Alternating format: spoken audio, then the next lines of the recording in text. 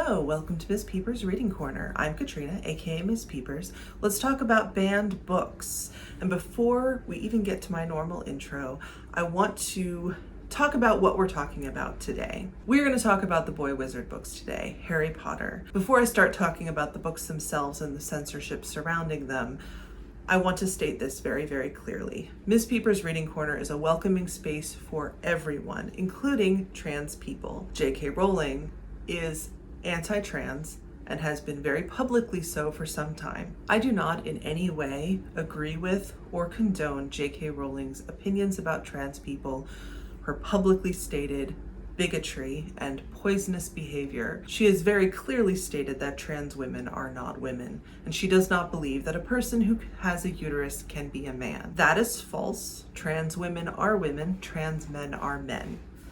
That is undisputed on this channel. But Rowling is incredibly threatened by the idea that someone's gender identity might not match the biological sex assigned at birth. And this would be bad enough, except that she also has a massive online presence and a huge fortune that she uses to further anti-trans organizations and opinions and discussions. And she's incredibly defensive against anyone who calls her out on her bigotry. This is also a massive betrayal of her reader base, many of whom are trans, and it's created a lot of conflicting emotions amongst readers of Harry Potter, especially people who grew up with those books, who saw something of themselves in Harry and other characters in the stories, and now are being told by the author that they are not valid as humans.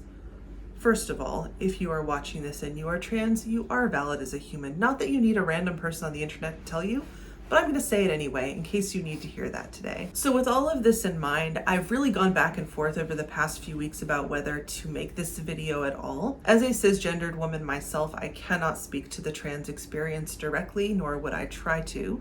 I've linked to some videos in my description about this topic, about Rowling and her transphobia very specifically, by some great creators. I hope that you take some time to watch those or to seek out information yourself if you're not familiar with this topic. Now, I'm very anti-censorship, and because of Rowling's views, her books and the associated adaptations and merchandise have been boycotted. Boycotts are different from censorship. I'm in favor of boycotts. Vote with your dollars. If something is not worthwhile to you to spend money on, then don't spend money on it. And I'm certainly not here to tell anyone how to spend their money. I do, however, dislike censorship, which is telling someone they cannot have access to something. And that is the difference. Choosing to participate in a boycott, choosing to communicate to an organization or an individual that you do not support their product for whatever reason, that is entirely your choice. And I have a copy of the Harry Potter series, which I got secondhand. So my money did not go to J.K. Rowling, and I felt very strongly that I did not want to purchase those books new for that reason. But I also fully respect readers who have chosen to remove the book from their own shelves, and your personal library can be whatever book you want it to be. That is not censorship, that is an individual choice. So I'm going to be really clear about the difference there. So I've put a lot of thought into this video and what I want to talk about. If I misstep, please let me know civilly in the comments, because I'm always interested in learning more as well. And I certainly do not intend to provide any kind of endorsement of these books simply because I am not in favor of censoring them. And so with that, let's talk about banned books.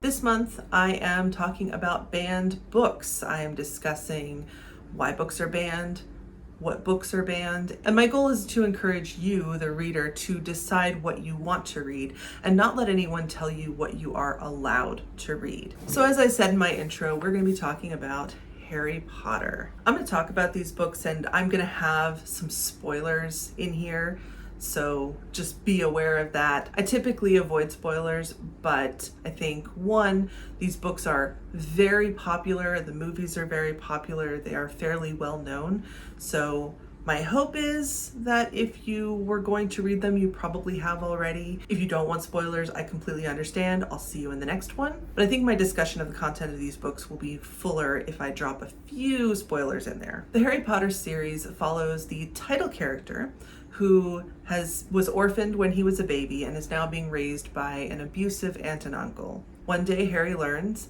that he is in fact a wizard and has been accepted into a school for magic called Hogwarts. He learns that his parents were also wizards and that they were murdered by an evil wizard named Voldemort. How many times can I say wizard in one sentence? Voldemort also wants to kill Harry. Of course he does. And all of this is on top of the already challenging task of growing up, going to school, making friends, passing your classes, all the stuff that comes with childhood. This is a whimsical and charming story. It depicts a world that's parallel to ours in which magic is very real and thriving. I like how the books increase in difficulty from the first one to the last one. So the readers are intended to age basically with the main characters. And there are a lot of positive messages about acceptance, about finding who you are, about being your true self. I think the author should probably reread these so she can get some of those messages herself. But of course, these books are not perfect. A lot has been said about the racist stereotypes in Harry Potter. All you have to do is type racism in Harry Potter in your search engine and you will find so much, unfortunately. I'll give a few examples. The banks in the wizarding world are run by goblins who fit into a number of anti-Semitic stereotypes. The characters that are not white and are supposed to introduce some sort of diversity into this world are themselves typically very stereotypical, even with positive stereotypes such as the highly academic Asian girl Cho Chang, who by the way has two last names from different countries as her name, with no explanation of why that might be. And while there are non-white characters, the wizarding world is very, very white.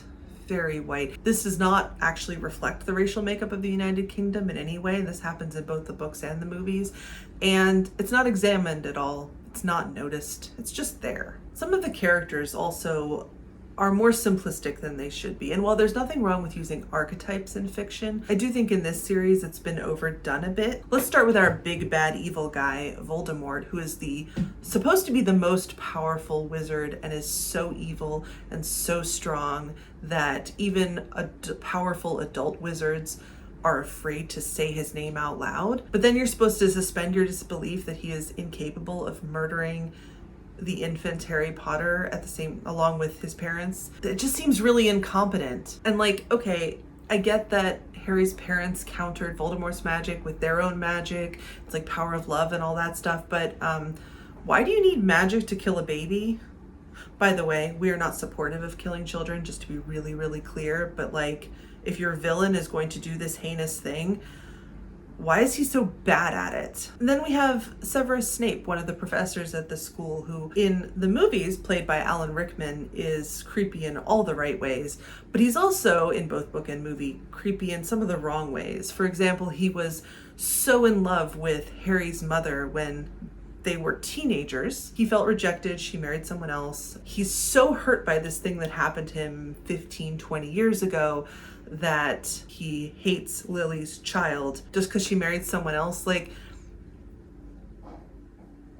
That's weird, y'all. It's weird. And that is discussed in the text, but it's never examined, and it is treated as an entirely normal reaction to be rejected romantically in your teens. But then a lot of the adult characters never really got past their teenage years, it seems.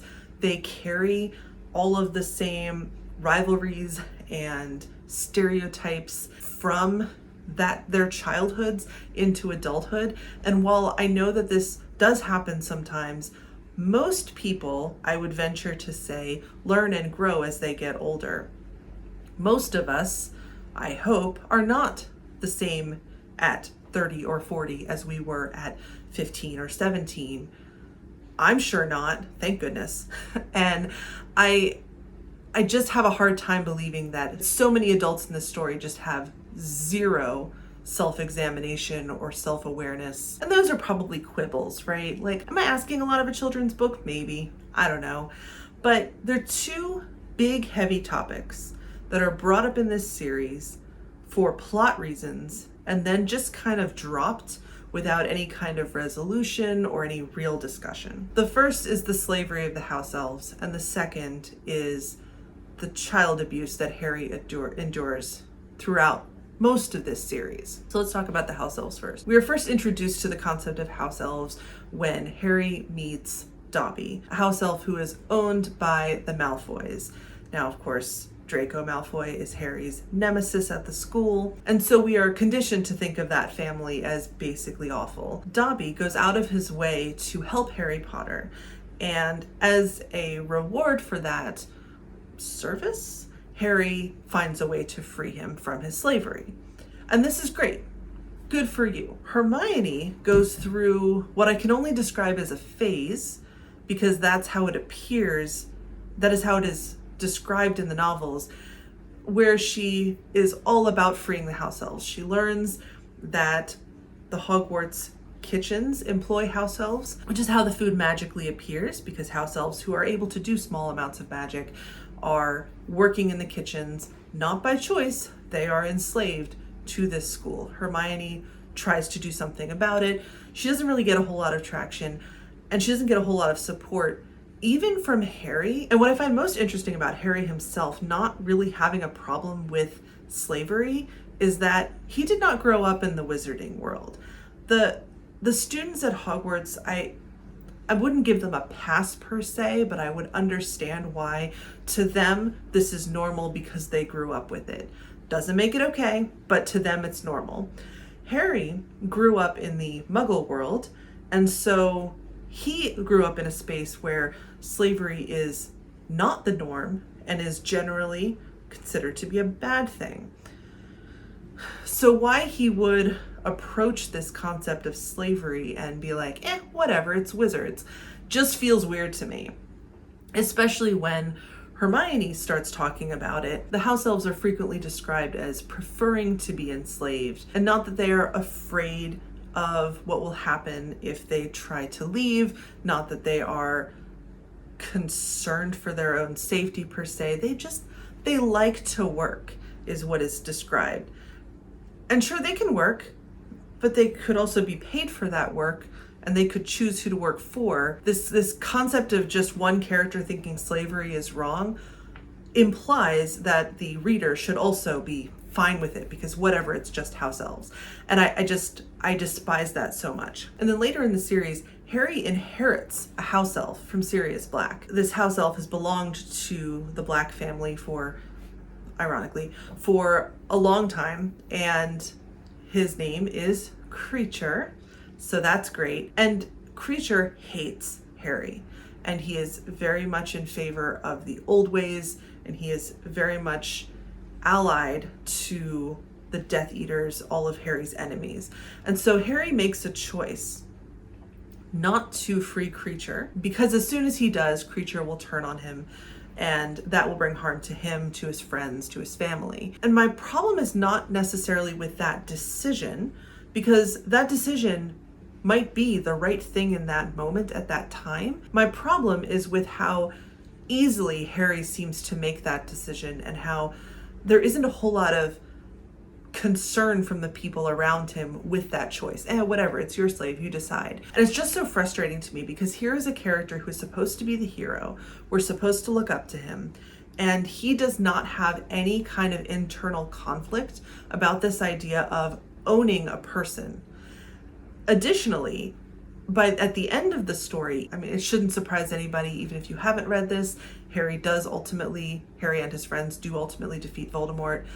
The threat is gone. Rather than freeing Kreacher at that point and letting him just do what he wants to do, Harry sends him to the Hogwarts kitchens to work there. So Kreacher remains enslaved. Harry does never frees his own slave. And again, that just does not feel like the actions of a hero. But there's so much going on that we're encouraged to forget about it. And I do think there is plenty of space. There's so many pages in this series.